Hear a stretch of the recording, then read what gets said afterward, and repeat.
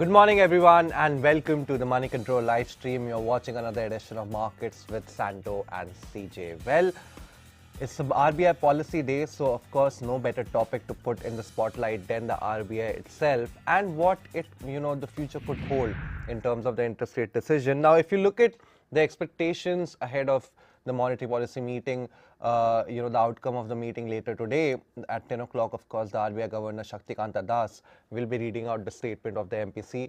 And there it is very likely that he will probably announce another rate hike of about 35 basis points, which will take the repo rate currently in the economy to 6.25% from about 5.9% after the previous meeting. Now, ahead, getting into this monetary policy, we saw for the first time that some cracks were beginning to emerge within the MPC itself.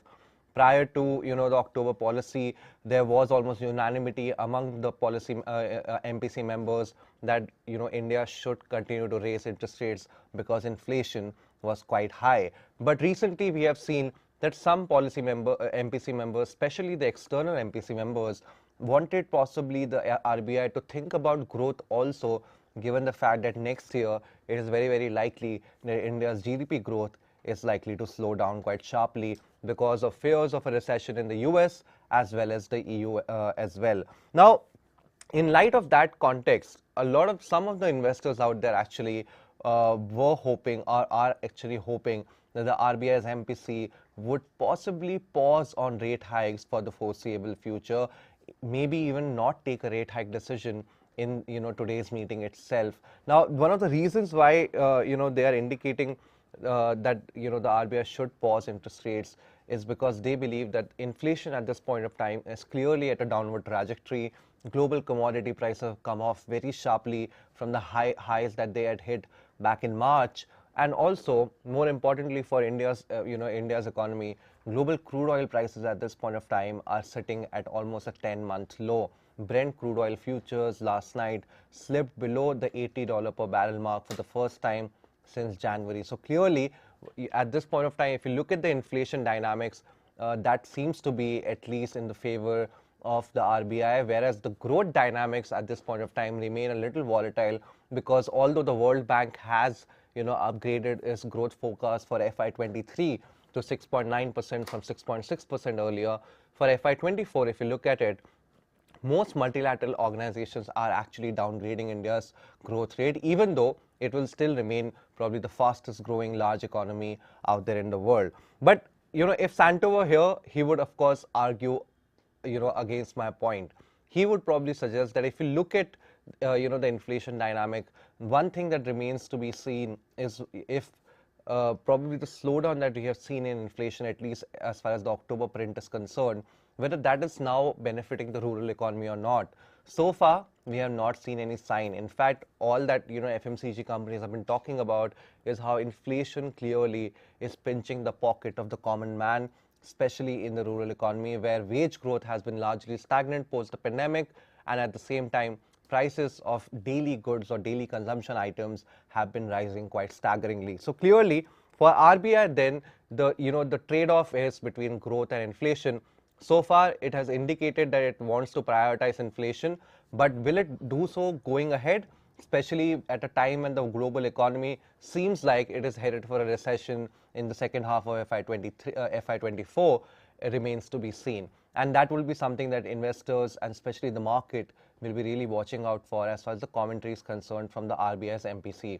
Also, another point to consider as far as rate hikes is concerned is that India's rate hikes are not only driven by India's own dynamics, but also because the US Federal Reserve has been raising rates at a spectacular pace, the fastest pace of rate hikes that we have seen in the US in over 40 years. So at this point of time, the fears in the global market is that because of the inherent strength in the US economy, especially its labor market, the Fed may continue to raise interest rates beyond March as well, which was where actually investors were hoping that the Fed will stop. But now at this point of time, that assumption is out of the table. Going ahead, RBI's own decision may may be affected by how much and how long does the Fed keep raising interest rates, and probably RBI ultimately may not have any say as far as the interest rate hike trajectory is concerned, because it also has to, contain the interest rate differential, think about the rupee as well, the forex as well, which again has started to plummet towards its record lows. So clearly, it's a very fine balancing act that the RBI's MPC has to maintain at this point of time, and so far it has done its job spectacularly well. And all that investors will be looking for are those incremental signs in terms of what sort of guidance, if at all, the RBI's MPC might give in a statement, especially as far as the stance is concerned, because at this point of time, it has maintained a stance of withdrawing accommodation from the domestic economy. We know that the domestic banking sector was largely in a deficit as far as the money balance is concerned. So financial conditions have tightened considerably. Inflation has been coming down. Oil prices are coming down, and we have to wait and see whether that results in any sort of change as far as the RBI's commentary is concerned. Moving on, looking at the trade setup for today and how we are shaping up ahead of that governor's statement at 10 o'clock. Clearly, it seems like some bit of caution is going to be exercised by traders this morning. If you look at the XGS Nifty futures, they're indicating a flat to mildly negative start for our benchmark indices.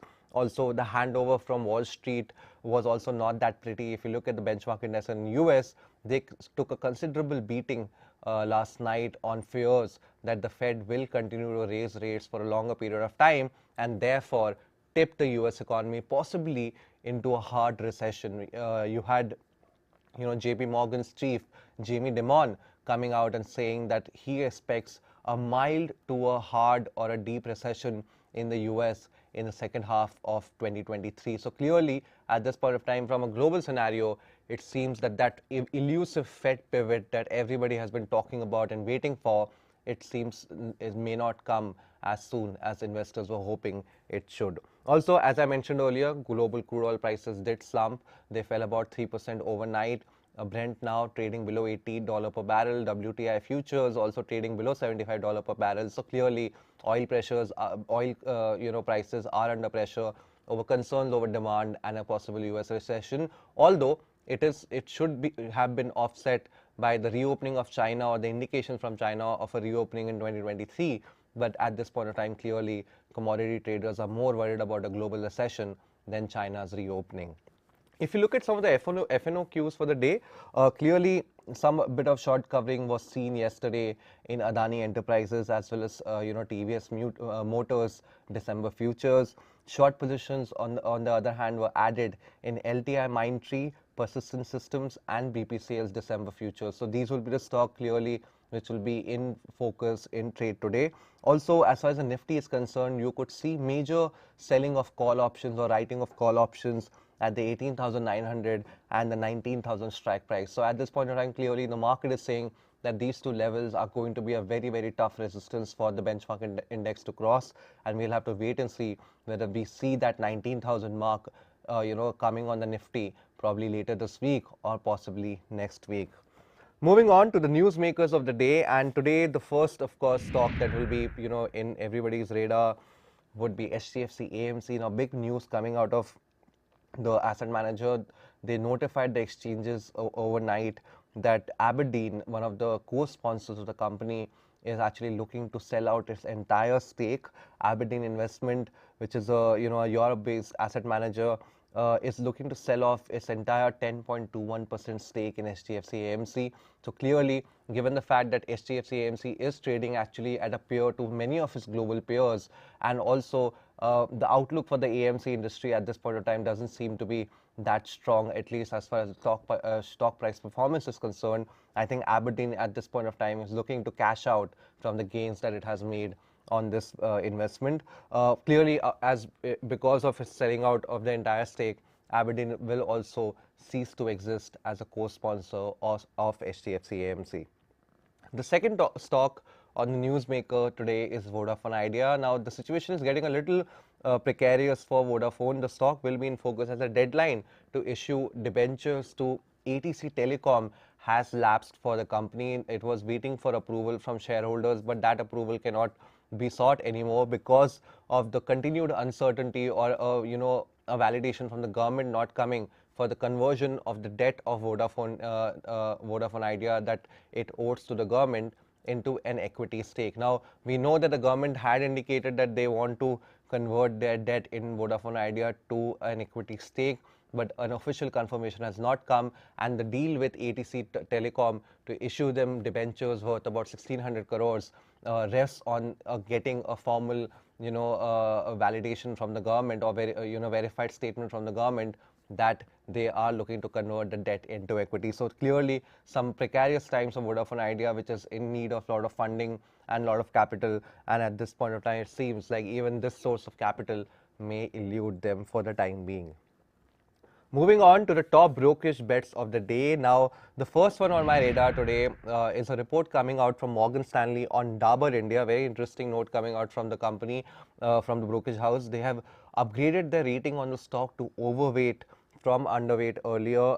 If you look at the reasons behind Morgan Stanley's upgrade, they believe that the rural recovery as well as a strong product mix going ahead could drive sales growth for Dabur India in the coming quarters. Also, they believe that at this point of time, given the correction that the stock has seen throughout of 2022, valuations have become quite favorable and are indicating that there could be a possible rally on the offer as far as Dabur India is concerned. So clearly, Morgan Stanley quite bullish on the stock, and that is one of the reasons why they have raised their price target on the counter by about 14% to rupees 660 rupees at this juncture. This is a price target, of course, for the next 12 months. So clearly, they're looking at almost a 14% upside on the stock over the next 12 months. The second brokerage note that really intrigued me came from Dolat Capital on Godrej Properties. Now, Godrej Properties recently has been on news because it has gone on an acquisition spree, clearly acquiring a lot of land parcels and a lot of properties, not only in Mumbai metropolitan region but also in Delhi NCR as well.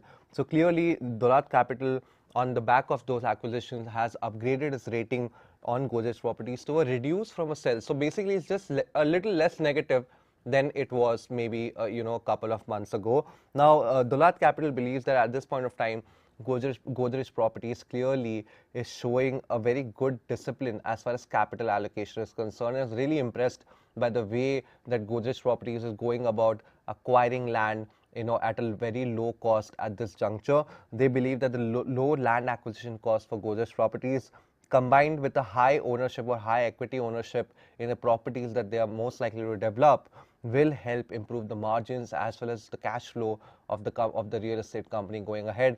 Remember, Godrej has, the new or the recent acquisitions that it has made in terms of land, those land have a development value of in excess of 15,000 crores at this point of time. So clearly, some very lucrative projects on the offering from Godrej Properties going ahead, and it will be interesting to see if the fortunes of the stock changes, in the coming months and quarters, given the fact that it has seen quite a hefty correction in 2022. And on that note, we had the opening bell ringing, and it has been a dead flat start. I mean, you can look at it on your screen. Clearly, a very, very lackluster beginning at this point of time. Traders are not willing to hazard a guess as to which way the MPC policy outcome will come. But if you look at the broader market, clearly the outperformance there continues. The Nifty Mid Cap and the Small Cap 100 Index higher by about 0.3% and 0.4% respectively.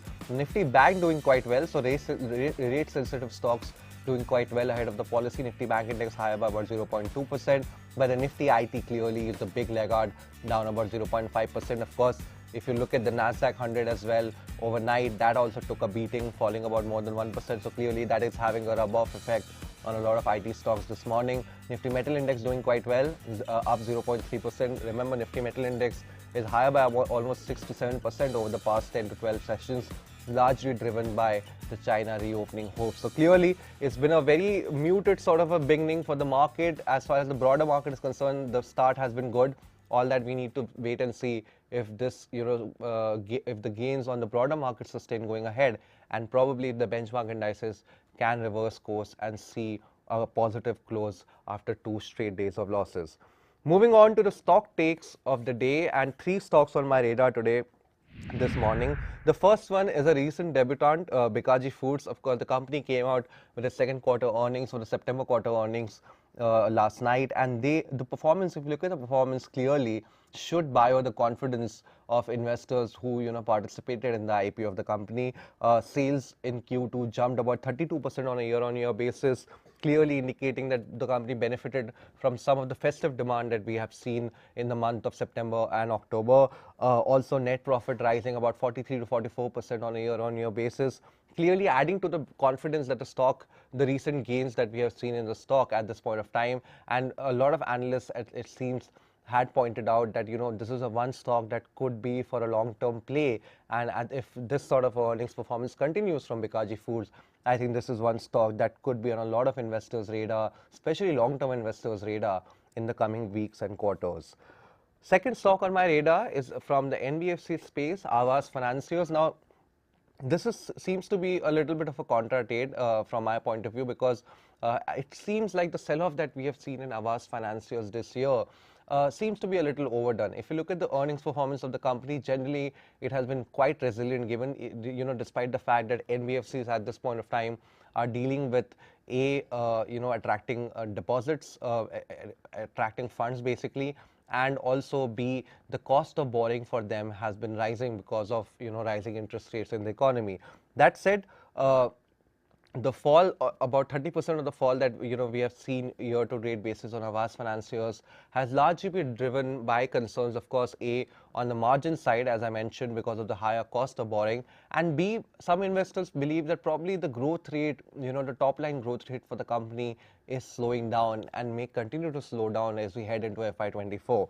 But Jefferies, on the other hand, the brokerage believes that may not be the case. Actually, they believe that the loan growth is likely to sustain at more than 23% on an annualized basis for Aavas Financiers going ahead. Also, even though the NIMs may come down a little bit because of higher borrowing costs, its NIMs are still going to be much better than many of its peers in the housing finance space. So, a good play. It is a stock that has given quite stellar returns ever since it got listed on Dalal Street. But I think going ahead also, this is one counter which will continue to deliver on the returns front, because it's a high quality company, high quality management, and in a space which is clearly at this point of time performing quite well, which is housing finance. The last stock on my radar today is from the logistics space and a new age tech company, that is Delhivery. Now, Delhivery, of course, you'll remember the past 2-3 months, the stock has taken quite a beating because of the weak guidance the company gave after the September quarter, and also because of the opening of the lock-in period for the pre-IPO investors, which led to some bit of selling pressure on the counter.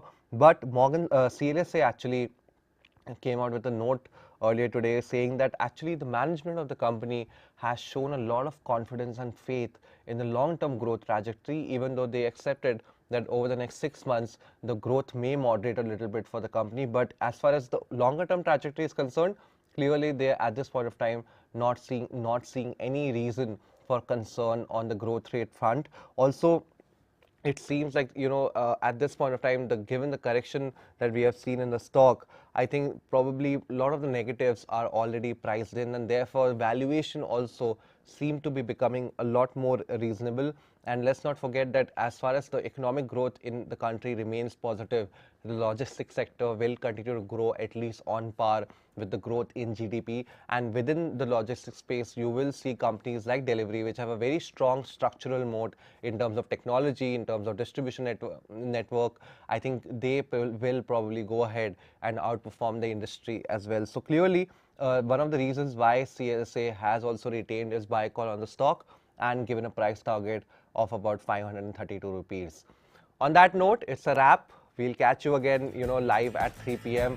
later today with all the day's action. In the meantime, keep commenting, criticizing, posting your stock queries in the comment section below. You can also keep following us on the social media links that you can see at the bottom of your screen. See you later. Till then, have a great day.